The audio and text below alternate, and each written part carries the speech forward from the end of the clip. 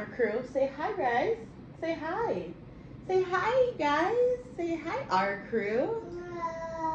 Or say good morning. Or say good morning. Alrighty, guys. So, what's up, my crew? I have a video today, and it's going to be 5 warning signs your toddler has speech delays. And I'm going to try to do this video rather quickly while little one is eating because he can be quite noisy sometimes. I found it very important to do this video because Rise is in fact speech delayed, and we have done speech eval after hearing test, and we're on to the spectrum now, which you guys will definitely see more videos about that.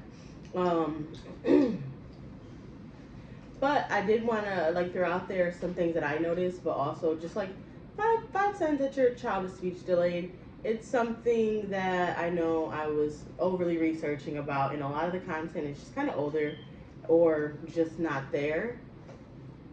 But I'm gonna give you, some of the 5 things that I experienced. I also have notes. I'm gonna always have notes. I have the worst thinking on my toes memory, huh?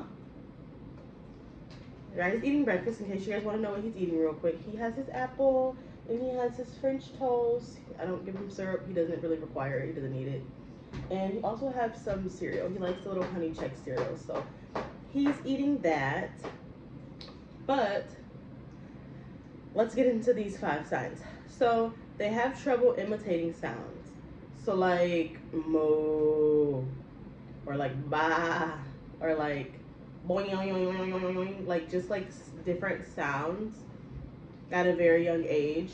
Most kids, or on average, I should say, kids kind of start imitating sounds. It's in the expected milestones, and you're not noticing that. I would say, honestly, if you're not noticing that by 1, then definitely keep an eye out, because that is something that happens pretty early on. They prefer gestures over vocalizing what they feel and what they need. I would say this is a really big one because of the simple fact, I can just only go by my experience with Rise, and he would often cry instead of using a word to get what he wants. He will he'll pull me in the direction of what he wants. He won't quite point. He will get, if he wants some candy, he'll go get the bag of candy. Or if he wants some chips, or if he want any food, he'll go get the food that he wants, and he'll bring it to me to open, or he'll go get his sippy cup and he'll bring it for me to fill up. His way of just communicating really early on wasn't really trying to sound out or figure out words. It was very just a lot of gestures, bringing me things that he wants to play with or wants me to play with him, bringing me his sippy cup, different things like that. I think that the one thing that he did start to say was baba, and we kind of put the meaning to it for him to find that meaning. So we'd be like, here's your baba, here's your baba, here's your baba. Or when he'll say baba, I say, you want baba rice? And I would go grab it. But in the beginning, it was just just babbling. It didn't really have a meaning, but we kind of put a meaning into it. Now he doesn't really say it at all, but he's really good with his gestures. You guys like my coffee cup? I love it.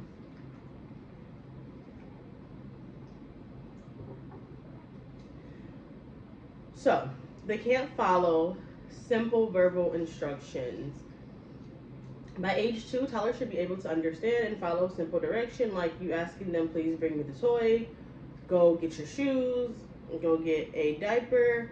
Those are things that I oftenly say to him. I still make the effort and give Rise the commands just because you're supposed to. But go get the toy, Rise, or go get your shoes, or go give me your sippy cup so I can fill it up. Just different gestures, just different verbal instructions for sure by 2 they should be able to, follow. So that is a another telltale sign, and it's something that I experience, still to this day. Rise will be 3 in June. They can't pronunciate words nor be understood. So there's obviously different levels of severity.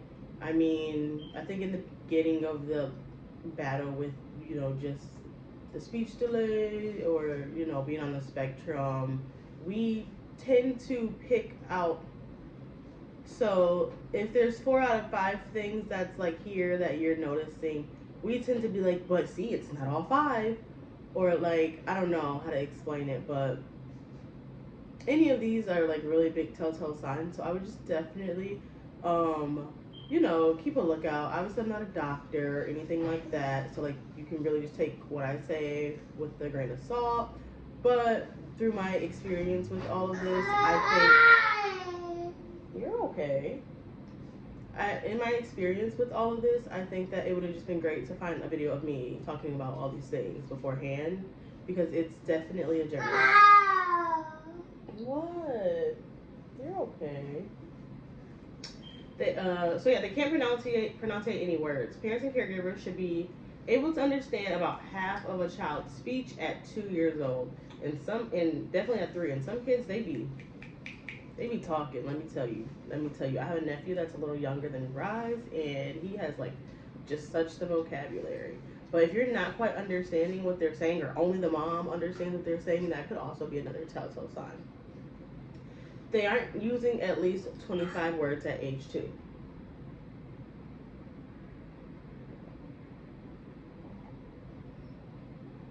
They say 50, to be honest. So if your child at 2 should be able to use 50 words that you understand. Some people even feel like they should be able to use 200 words. Honestly, I would just kill for 10, but if you're only getting 10, then I would definitely be on the lookout for that, because by age 2, they should at least know 25 to 50 words. And 25 to 50 words you can understand. And they should be able to put, it together 2-word sentences. So, like, mama, hungry, or like, mama, love you, or like, just like they should be putting together 2-word sentences. So it really, that could also be another sign of delay. Like maybe your issue isn't that your child won't speak at all. Maybe it's the like just the small things. Like maybe instead of 25 words, you're only getting 15, and maybe with the 15, you're not necessarily getting the like 2-word sentences that your child should be able to come up with. So that's kind of another telltale sign of a speech delay.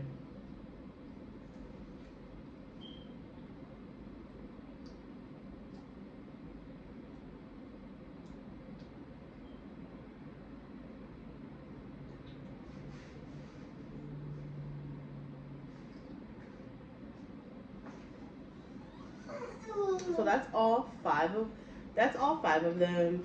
And honestly, like with my experience with all of this, like we definitely experience all 5, even almost at 3. So I said all that to kind of just like really be super helpful and come to you guys as transparent as I possibly can. This is really like a way for me to not just document my journey, but to be able to help different mothers out there who might be experiencing the same thing, as well as just for me to like get it off my chest and have someone to talk to. I mean, it is really tough being a mom, in general. But, with different learning delays, it kind of can be a lot tougher. And so we really got to stick together. And it's just always nice to have that outlet where you have someone who, like, understands you, who's going through maybe the same things as you. Okay, hang on. We're almost done. And you're still eating. You're still eating. Look, I got bacon. Look.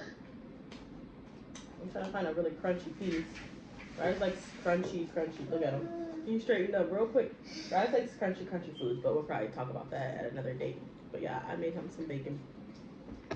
But anywho, so if you have any more questions, Rise is almost 3, and I've, as far as like 1s, 2s, and 3s, if you have any questions about things I've noticed, things that I've been trying to do, and trying to work on. I feel like a lot of people assume when they, you know, meet a child who has learning differences or maybe delayed in speech or in other areas, they just assume that the parent is lazy when that's not the case.